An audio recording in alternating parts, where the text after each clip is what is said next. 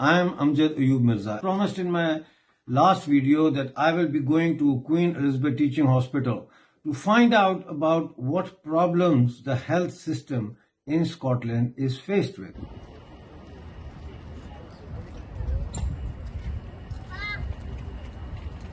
Oh, sorry, Bob, sorry.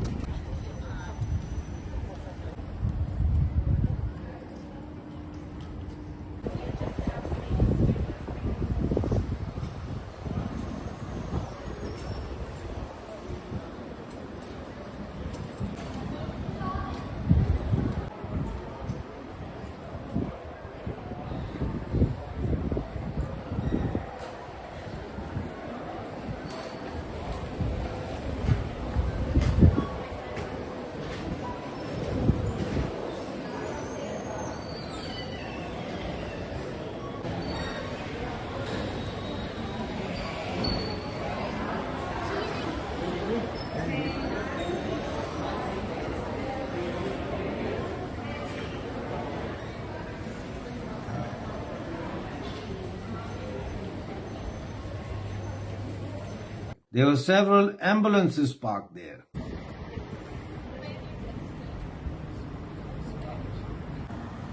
Here I am outside the A&E at Queen Elizabeth Teaching Hospital in Glasgow, and I've tried to talk to these ambulance staff and ask them about what problems they have, how do they think the ambulance staff's lives can be bettered, what is required to make the A&E better, the ambulance paramedic lives better.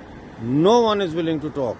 No one is willing to give me an interview.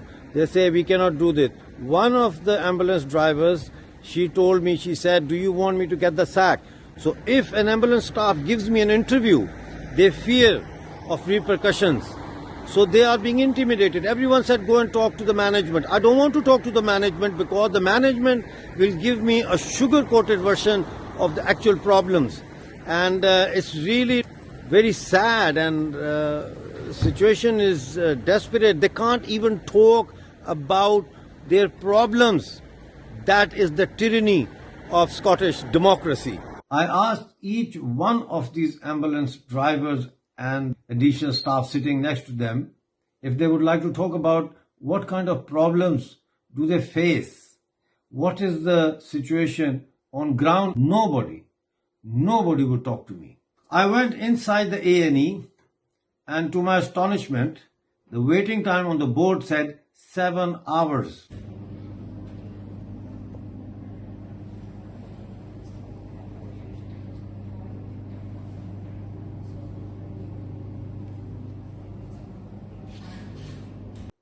So I asked the people on reception, I said, why is it 7 hours waiting time in an accident and emergency department? And they told me that this 7 hours was put on a while ago. Now it is down to 4 hours. I asked again, why 4 hours? They said this is standard practice across Scotland. One of the paramedic ambulance staff, she told me that she fears for her job, and she said to me sarcastically, do you want me to get the sack? So I went in, and I've shown you already that 7 hours waiting time. So I went in and I asked at the reception, why is the waiting time in A&E so long? And they said, oh, that was written a while ago. Now it's not 7 hours, it's about 4 hours. Why 4 hours? This is an emergency department where patients should be seen within the next 10 minutes after their arrival. And she didn't have an answer to that. She said, this is standard practice in Scotland. Well, this is not standard practice in Scotland as it should be. It should be made better. Who can do that? Not the SNP, not the Labour, not the Tories. I came back and I did some research on Google, and here is what I found. The average waiting time in Scotland is 3 hours in A&E. 95% of new outpatient appointment time is 12 weeks. That's 3 months. Diagnostic tests results waiting time is 6 weeks. Referral to treatment, which is RTT, figures show waiting list in Scotland more than 690,000 patients await appointments or treatment. These are the figures from 31st of March 2024. There was a Unison report talks about impact of budget cuts. Number one, increased workloads, lack of repair and replacement of equipment, uniforms, vehicles and stations. Now the key points in Unison report are 47% of paramedics often think about leaving the service and another 35% sometimes think of leaving.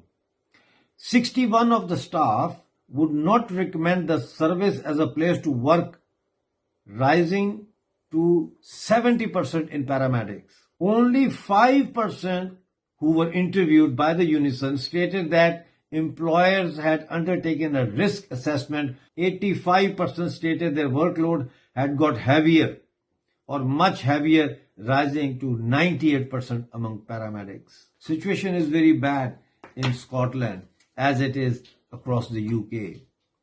So the next step should be to start visiting the unions and talk to the union officials, and also I should interview the health minister of Scotland and see what has SNP been up to for so long that our NHS service is in tatters.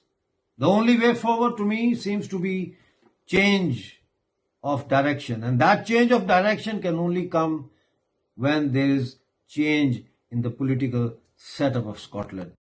We knew a new force in Scotland that could drive Scotland forward, that could fix the broken NHS system, that can help the paramedics to live a better life, that can help the medical staff to have the ability to provide better facilities. That is not happening. 2026, get ready. We are coming. Reform UK is going to form the next government in Scotland. Till then, I'm afraid all you have to do is promote Reform UK in Scotland, join Reform UK in Scotland, and let's hope for the best.